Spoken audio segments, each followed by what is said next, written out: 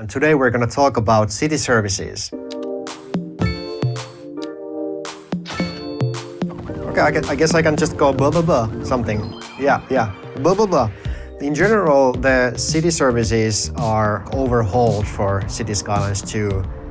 This time you don't need to place so many separate city service buildings to cover your city because of the better pathfinding as well as the new city service upgrades. All city services in the game include upgrades. These are operational extensions and sub-buildings.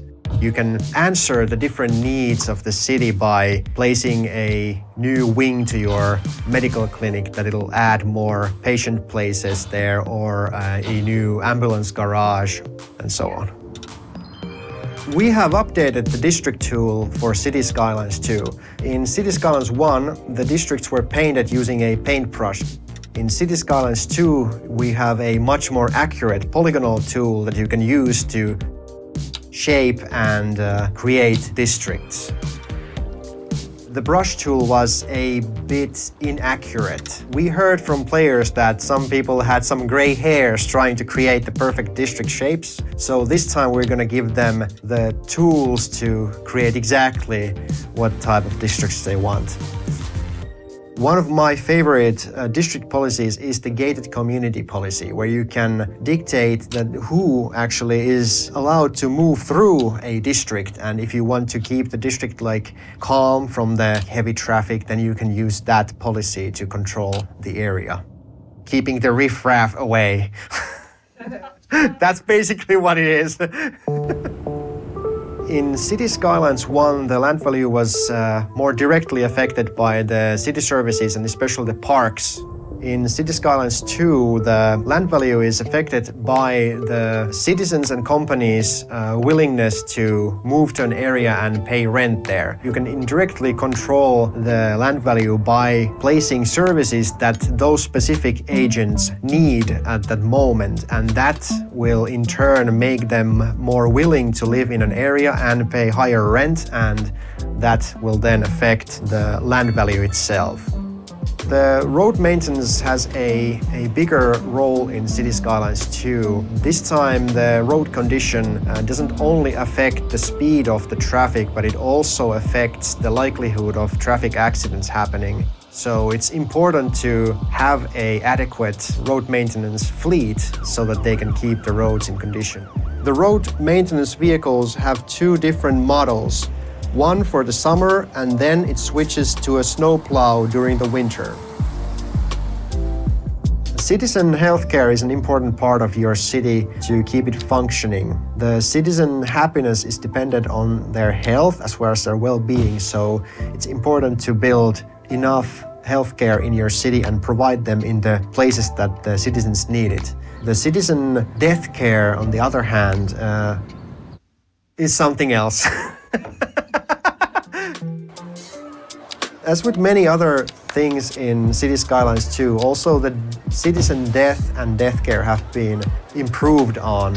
We no longer have the classic death waves that we had in City Skylines 1. Unless there is an actual house collapsing, the hearses don't clog your streets.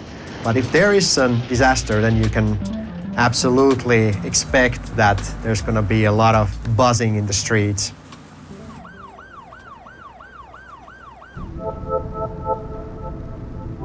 The garbage management has also been improved in City Skylines 2. We have now introduced a recycling option for the garbage, which then produces some materials that can be used in the industrial buildings in your city. We've also added a new feature to the landfill where you can actually create the area for your landfill yourself. And if your city is a small one, you need a smaller space, but if your city grows, you can then expand.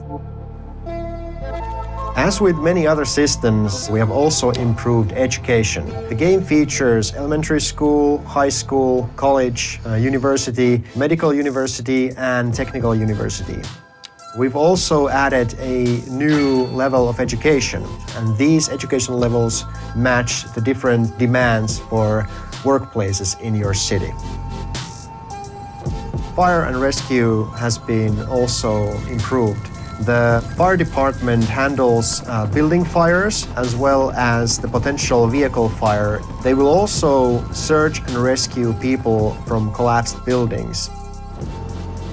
The game also features postal services and internet services.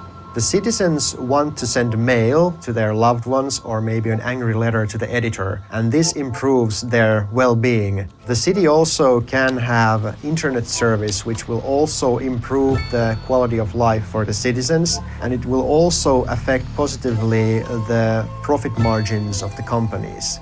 Watching the households, you can see the effect of the mail service availability and the internet service availability. If your city doesn't have the different emergency services yet, the outside connections will provide your city with the various services. They send out police cars, ambulances, and so on. The only downside is that it will cost you slightly more compared to if you had the service in your own city. The administration category is an entirely new service category in City Skylines 2. It features City Hall, Central Bank, and Welfare Office. Welfare offices help citizens with low well-being.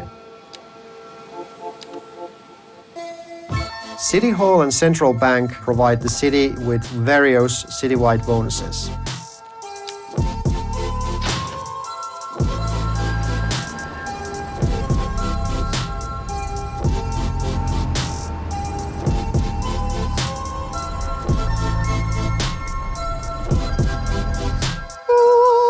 I can be more happy. Yeah, I can definitely be, because I'm like way too serious. Next week we're going to have electricity and water, and that was that.